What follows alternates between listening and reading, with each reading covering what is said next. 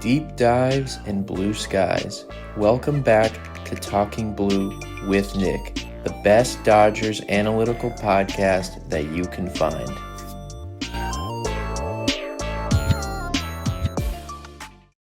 Ladies and gentlemen, welcome back to Talking Blue, the best Dodgers analytical podcast that you can find. That's right, we are back.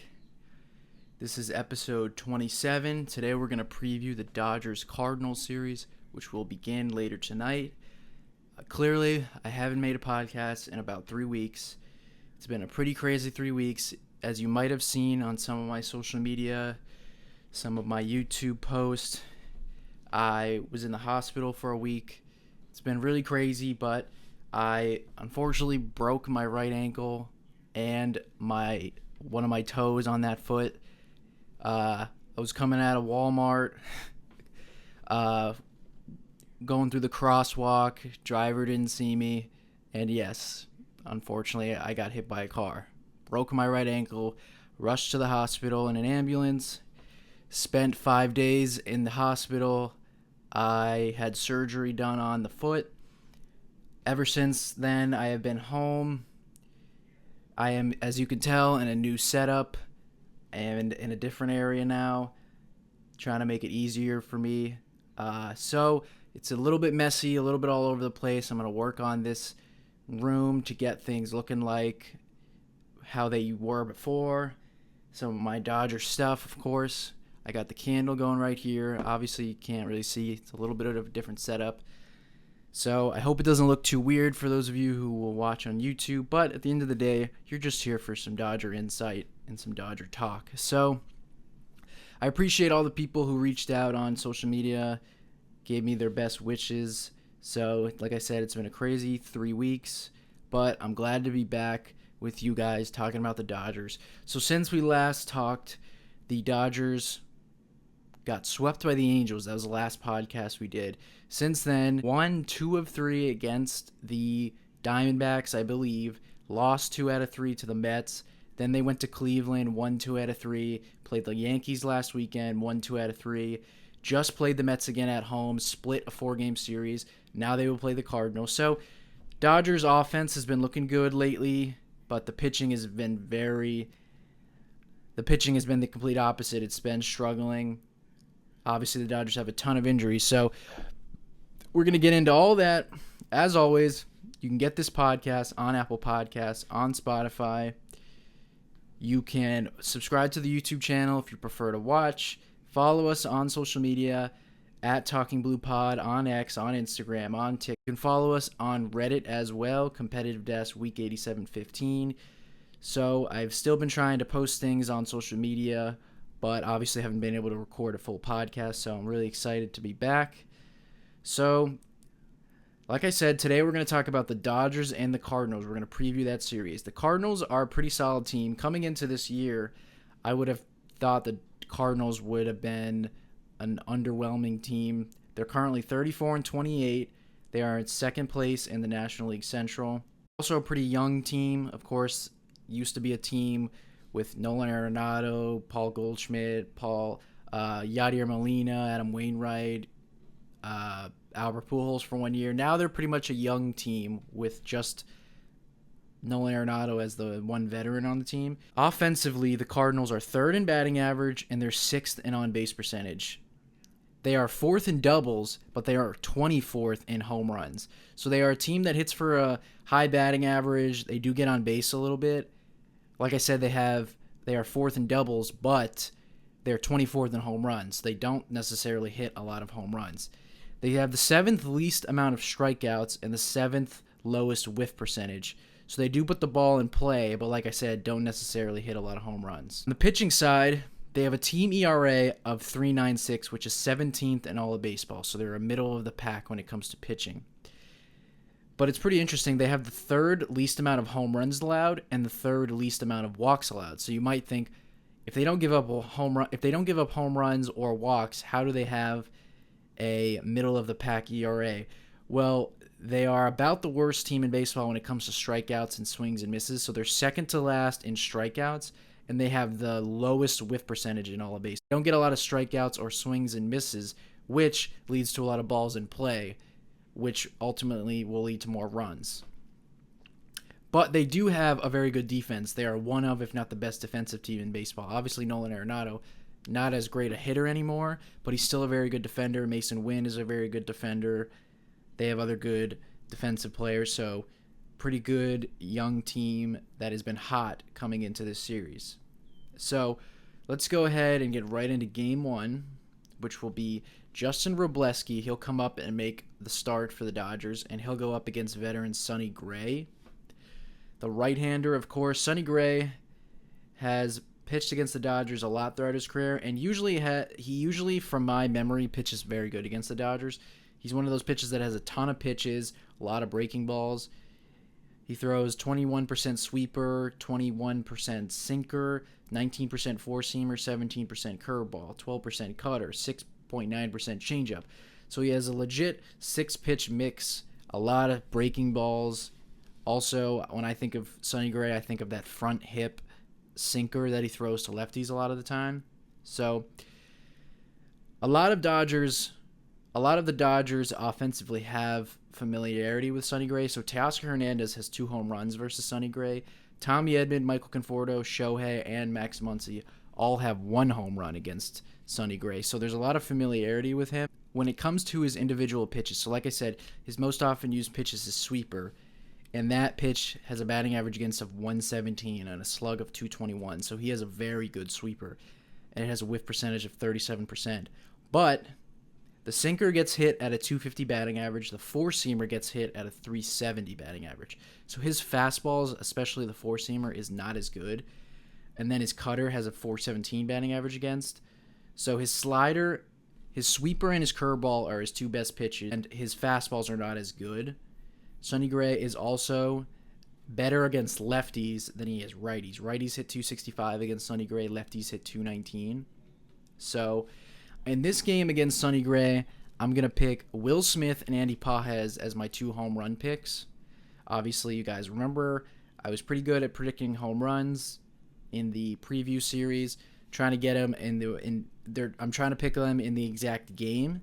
So Will Smith and Andy Pages, my thinking behind that, they're both 2 good breaking ball hitters. And like I said, Sonny Gray is not as good against right-handed hitters. Will Smith hits 455 against sliders and 333 against curveballs. Andy Pages hits 360 versus sliders. Both of them hit well against breaking balls. They're both right-handers. So I think Will Smith and Andy Pages are 2 good matchups for against Sonny Gray. And I think there's a few guys who can hit Sonny Gray. Like I said, a lot of guys have familiarity against him, so that's very good. Now, when it comes to Justin Robleski, of course, there's not much to talk about with him. Robleski's been up in the big leagues. He's only thrown 9 innings. He's got an ERA of 8. Does have pretty good stuff, but his fastball gets hammered, a 400 batting average. His curveball's not very good, 375. Does have a good slider. The Cardinals are not a good slider hitting team. Now, they're a decent fastball hitting team. They're a pretty good fastball hitting team, which is pretty common with young teams. Usually young players can get around to a fastball. It's pretty easy thinking. The older you are, the harder it is to turn around a fastball. The younger you are, you're quicker. So usually young teams hit well against fastballs. The Cardinals have a lot of young good players. So they're a good fastball hitting team, but not as good against sliders. So that could help Justin Robleski, but I don't expect Robleski to go too deep in the game. I expect the Dodgers to use some of their bullpen guys. I didn't go over some of the injuries and stuff like that, of course, but it does look like they were saying that there were reports that Michael Kopech and Kirby Yates could be activated for this series. Didn't specify if it would be before the series or it could be during the series. So Dodgers could get some reinforcements back with their bullpen, but don't expect too much from Robleski. He's not really been good throughout his big league career, but you never know. He could pop off against the Cardinals, give the Dodgers some innings. But the Dodgers are going to have to get to Sonny Gray. He's a pretty good pitcher, Sonny Gray. On the year, he's got a 3.65 ERA. He's got a lot of strikeouts, so in 69 innings, he has 76 strikeouts, and he also doesn't walk hitters as well. So he gets swing and miss, and he doesn't allow walks, but he's not a ground ball pitcher. He's a fly ball pitcher, and a lot of his expected numbers aren't necessarily too great. So I think the Dodgers, who have been hot lately when it comes to hitting fastballs, can hit Sonny Gray. So, like I said, Will Smith, Andy Pages, 2 home run picks. Then we will go to game 2, which will be Yoshinobu Yamamoto versus Eric Fedde. This game will be played on Saturday, day game. Eric Fedde, a little bit of a different pitcher than Sonny Gray. So he is a sinker baller like Sonny Gray, but he doesn't throw a four-seamer. Sonny Gray goes four-seamer and sinker. Eric Fedde, 38% sinker, 25% sweeper. He also has a cutter, and he has a changeup. Better against right-handers, better against right-handed hitters, 217 against righties. Lefties hit him 252. Now, batters hit 248 against the sinkers, but at an expected batting average of 304. He's got a very good sweeper like Sonny Gray, a 160 batting average against on his sweeper. But the cutter is not as good, 271 batting average. And then his changeup has a 355 batting average against. Sinker baller, right-hander. He's got a 3.82 ERA on the year. Again, not a pitcher with a lot of great expected numbers. When it comes to expected ERA, he's in the 13th percentile expected batting average. So he's been a little bit lucky going into this start against the Dodgers. In this game, I'm going to pick Shohei Ohtani and Max Muncy as my 2 home run picks. Like I said, Fedde is not as good against left-handed hitters. Max Muncy hits very good against sinkers. He's got a 350 batting average against sinkers, and he's been very hot coming. He was one of the Dodgers' best hitters in May, and like I said, he's been very hot. And then, of course, Ohtani. He has 1 home run against Eric Fedde in his career. I like the matchup there. With Ohtani, I think he gets a sinker or a cutter up in the zone, and he hits it out to right field. So the Dodgers should fare well against Fedde. Now, when it comes to Yamamoto versus the Cardinals, like I said, the Cardinals are a pretty good fastball hitting team. They hit well against fastballs. They're a young team. Yamamoto has a good fastball. Doesn't necessarily get a lot of swing and miss on the fastball, but he does have a pretty good fastball with a batting average against of 169. Now, his last start against the Yankees was one of his worst starts of the year. The Yankees hit him pretty good. But, of course, Yamamoto has been one of the better pitchers in baseball this year. He's the Dodgers' ace. He's got an ERA of 2.39. Does have a lot of familiarity with the Cardinals. So Yamamoto in his career against the Cardinals hit .091 against Yamamoto with a 35% whiff rate. So he has pitched very good against the Cardinals throughout his young career. And when it comes to the Cardinals, they don't hit splitters very well. Only Brendan Donovan and Alec Burleson have solid numbers. Everyone else is very bad against the splitter, which of course is Yamamoto's best pitch. Yamamoto will keep the ball on the ground. So Yamamoto, very good matchup for the Cardinals. I think he'll bounce back and pitch pretty well. And like I said, Shohei and Muncy are my 2 home run picks. So we're going to keep things moving along. We'll go to Game 3 now. The Game 3 starters have not been announced yet. But as we've done in the past, as you guys know, you can just go to the prior games, do a little bit of math, do a little bit of thinking. You can kind of figure out. It lines up to be Dustin May and Andre Palante for the Cardinals. Again, we'll see if anything changes. The Cardinals could go with a bullpen game or something like that. But that looks like it'll be the matchup for Sunday, another day game. Dodgers have familiarity against Palante as well. So he is better against lefties than he is righties. Lefties hit 226 against him, but righties hit 299. Another guy like Sonny Gray who goes four-seamer and sinker and has a slider and a curveball. So the Dodgers will face 3 right-handers in this series, and it's actually not bad for the Dodgers because the Dodgers are traditionally really good against left-handed hitters, but this year they have been very good against right-handed hitters. They are one of the better teams in baseball when it comes to facing right-handed pitching. Oscar Hernandez and Shohei both have home runs against Palante. He's come out of the bullpen and has started throughout his career, but he's got an ERA at 4.91. Now, he's one of the best pitchers in baseball when it comes to keeping the ball on the ground, but like I said, he, other than that, does not get any swing and miss, doesn't get any chase. He gets hit hard, He's not great with his extension, so the Dodgers should fare well against Palante. This game, I'm going to pick Mookie Betts and Teoscar Hernandez as my 2 home run picks.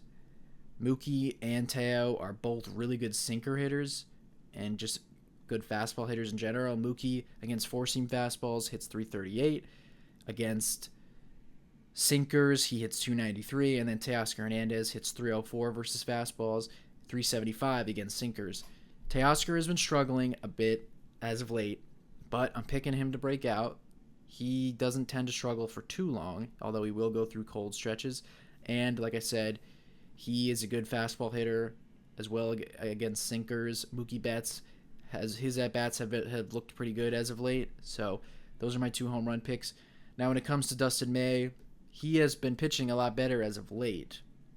His ERA is at 4.9, but he has been getting some more swing and miss and some more strikeouts. So in 61 innings, he's got 63 strikeouts. Keeps the ball on the ground, of course.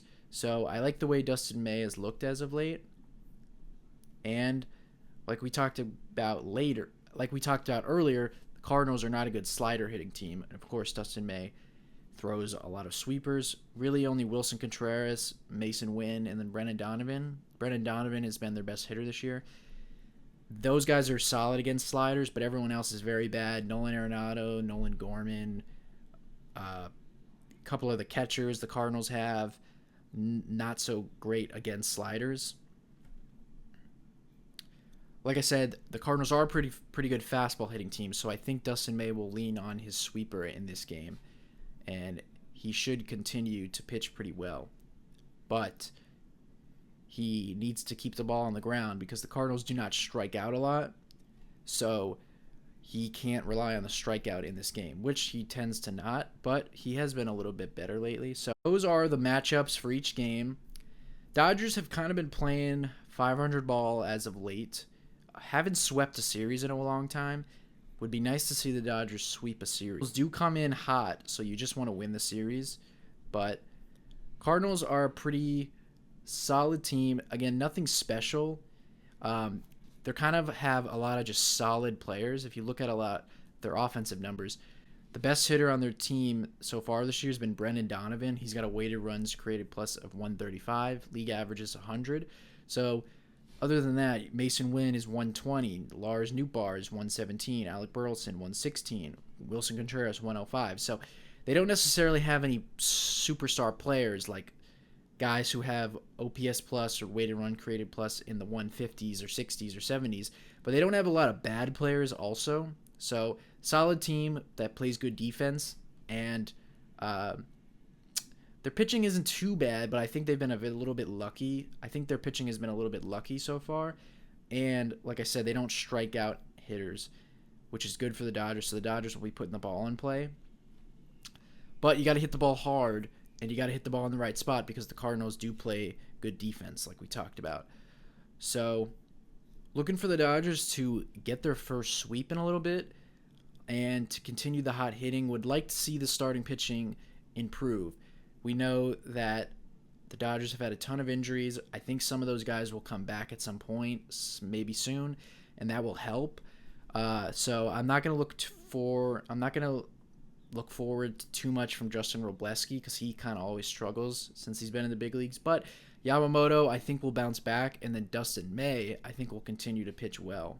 So that's all my thoughts and all my predictions for this series. I would like to see the Dodgers turn it on a little bit and get some better pitch. You can get this podcast on Apple Podcasts, on Spotify. Subscribe to the YouTube channel. Follow us on social media at Talkin' Blue Pod. Follow myself at Talkin' Blue Nick on X. Still tweeting, even though I've been going through all this stuff. I'm still tweeting, watching every Dodger game. I haven't missed a game. So thank you guys for listening. I'm so glad to be back. We will be back Sunday at the conclusion of this series. We'll review that series. A lot of stuff coming forward. A lot of things are coming up. After this, the Dodgers will play the Padres and the Giants. So some rivalry series coming up after this. So thank you guys for listening. We'll see you guys on Sunday.